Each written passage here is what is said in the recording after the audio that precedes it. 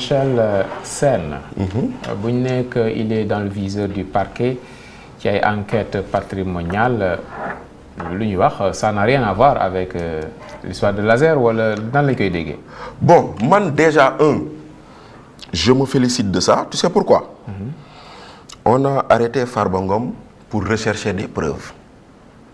Ici c'est le parquet financier. waaw maa ngi ñëw waaw on a arrêté Farba Ngom pour rechercher des preuves on a arrêté Mansour Faye pour rechercher des preuves on a arrêté Moustapha Diop pour rechercher des preuves mooy pendant qu'on cherche des preuves nit ki mu ngi kaso tëdd mais ici c'est l'inverse qu'on voit mooy maanaam on cherche pour voir est-ce que jar na ñu yóbbu ci nit kaso ou pas donc nous on devrait au moins saluer cela moi je préfère 1000 fois ñu ne nit ki am nañ firnde yu wóor tëj nañ ko moo gën mooy tëj nañ nit ki ñu ngi wut firnde yu ñu teg ci kawam. Donc à partir de ce principe j'ai pas de problème maintenant leneen li aujourd'hui dans cette affaire il y a plusieurs plaintes comme tu dis. Première plainte c'est Awa Pao Espagne qui porte plainte contre Awa Pao Sénégal auprès du juge d'instruction. maa ngi koy relaté dans le livre le juge a enquêté à un moment donné le juge a été dessaisi au profit du pôle financier loolay benn plainte bi. Beneen plainte bi c'est l'agent judiciaire de l'État parce que dans l'affaire là on a parlé d'une fausse quittance de 930 millions et quelques parce que 930 millions c'est l'équivalent de 1% du marché parce que quand un contrat doit être enregistré il faut payer 1% du montant donc mu nekk beneen plainte mu amaat beneen plainte boo xam ne c'est Awa Pao Sénégal qui le fait contre Awa Pao Espagne boole ci quatrième plainte boo xam ne Thierno Alassane Sall moo ko defoon contre X déposé ko pôle financier jël plainte boobu jébbal ko gendarmerie di ci enquête ñu dem ba ci biir ñu gis ni tous les dossiers là c'est des dossiers connexes ñu def jonction dossiers yooyu yëpp mu doon benn maintenant dans le cadre de juróomeelu plainte bi mooy bu ñu plainte Thierno Alassane Sall ci boppam. non boobu juróom bu mujj bi boobu noonu lay dégg ni maître Kabou wax ko nee nañ porté nañ plainte Thierno Alassane Sall si lu mu génnee ay éléments. c'est pas avéré. Bon je sais pas ndax déposé na ko mais on l'a annoncé peut-être mais je sais pas je suis pas très sûr. gis nañ président Thierno Alassane Sall aussi demoon na wuy ji non ba mu demee yóbbu élément kii. moom dañu ko woo parce que ci plaintam bi mu déposé moom.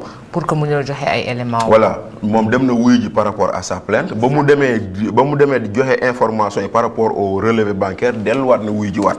donc loolu noonu yëpp. la justice nekk di gëstu.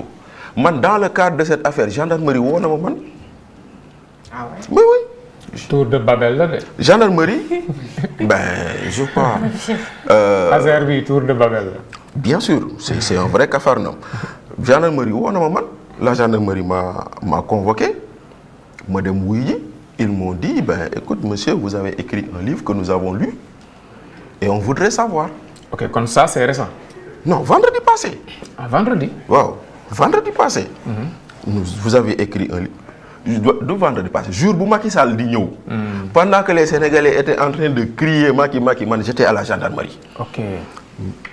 ñu woo ma je suis allé je les ai répondu pendant 4 heures de temps. pendant 4 heures de temps j'ai fait face à 3 enquêteurs ñuy poser seen question di bind ma leen di tontu ñuy bind di bind. Bon, et naturellement, la question qu'on pose à tous les journalistes. Les sources. Voilà. Bon, je leur ai dit, il y a des sources ouvertes. C'est des éléments, c'est de l'ordre du public. Il y a des sources qui ont été données par des personnes. Mais bon, l'un dans l'autre, je leur ai une clé USB. Je leur ai remis une clé avec 83 fichiers. Tous les éléments qui m'ont permis d'écrire ce truc sont dans la clé. Parce qu'on ne peut pas dénoncer un fait et que les gendarmes veuillent enquêter sur ce fait et que tu fasses de la rétention d'informations. C'est pas très truc quoi. Jox nañ leen éléments yu ñu am ne nañ ma rester à la disposition bu ñu la soxlawaatee dinañ la waat ñoom ñu ngi wéyal seen enquête. Maintenant ci biir wéyal seen enquête boobu bu laajee ñu def demande de patrimoine dañ koy def mais en fait ici ce qui dérange un peu pour moi on l'a fait pour toutes les personnes qu'on a arrêtées ici ça n'a pas suscité une quelconque. En tout cas sur le plan politique Ousmane Sonko moom élevé na la voix. daal gars yi ñu ngi ci tànki Jean-Michel Sène te loolu daal naqarul na ko daal. ñu koy tongal daal. poste Jean-Michel bi bëgg naa Bachir nga ñëw si parce que moom aussi def na benn poste di démentir les informations du parquet.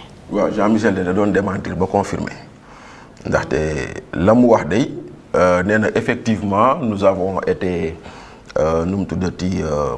nous avons été informés qu'il y a une enquête sur notre patrimoine parce que wax na loolu nee na cependant oui nous avons été informés depuis un moment que des investigations portant sur mon patrimoine sont en cours à la DGID, la conservation foncière, les notaires ainsi que les banques qui ont été saisies dans ce sens.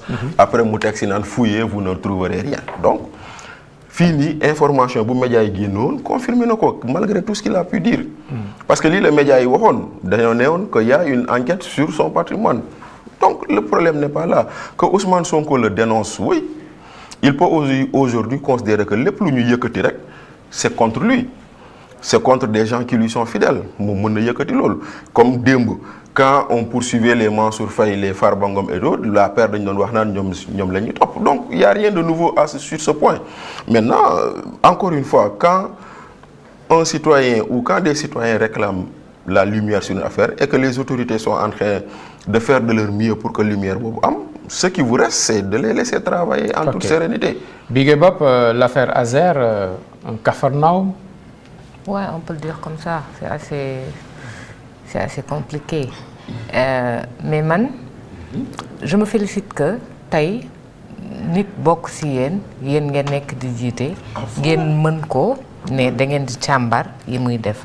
On sait qu'il y a un an ou plus dégg nañ fi ne ay audit am na ci agence yu bëri même si état bi communiqué wu si donc pour man c'est très bien bu fekkee ne yéen a nekk fii nii yéen a jiite derrière ku bokk ci yéen ngeen koy càmbar. Maintenant il faut faire très attention, il faudrait pas aussi que ça soit politique parce que fii sànq Bachir mi ngi wax une benn journal def nañu fa Sangomar c'est économique mais fii nii musique sax dañ koy politiquer donc il faut surtout pas que mu doon loo xam ne dañ koy politiquer.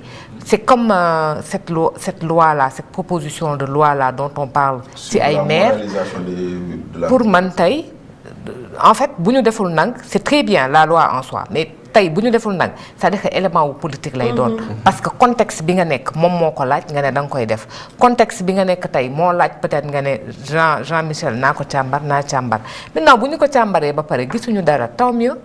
Pour man ça ne doit pas scandaliser tant que moom li muy def tey yoon daf koy def kon comme ni mu ko war a defee ça doit pas être un débat parce que ça doit faire partie vraiment du cours normal des choses. Ku fi yor ay biens publics ku nekk li ngay def dañ ko war a càmbar. Maintenant nag dañ ko bañ a politiquer rek. c'est la seule exigence. Léegi Bachir pour daaneel na ñëw ci pétrole beeg gaz bi. Oui. ITIE de dafa wax lu yéeme. nee na traçabilité gisu ko ci pétrole beeg gaz bi fan la jaar kenn xamul nu mu demee joxoñ na baaraamu tuuma Petrosen di wax ay hommes de l'ombre yu nekk ci biir Sénégal ñaata bari la ñuy am par jour xaalis bi fan la jaar fan la mais c'est effarant bu ñu déggee yooyu questionnement. Waaw c'est très effarant parce que xam nga dans le domaine du pétrole